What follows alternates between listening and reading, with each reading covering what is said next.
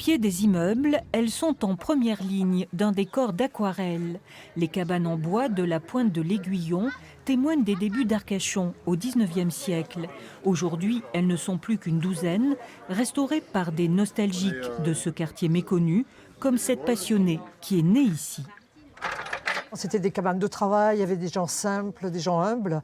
Et puis, il y a une odeur incroyable, ici une belle lumière. Et d'ailleurs, il y a plein de gens qui sont là, qui traînent, qui photographient. C'est bien une raison, c'est que c'est beau. Et il y a encore un peu de poésie de ce pays qu'on a perdu et qui est là, quoi. Les journées du patrimoine maritime sont l'occasion de fêter ces cabanes et de partager leur histoire. Au bout de quelques années, il est revenu sur le bassin.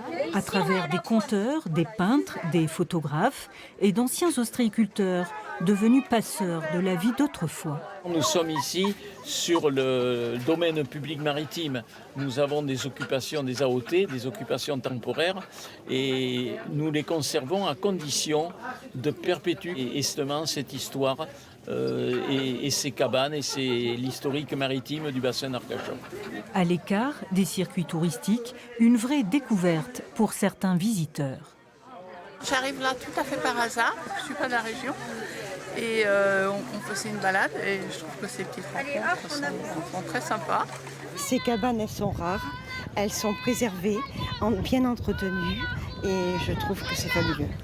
Et la fête continue demain à la pointe de l'Aiguillon.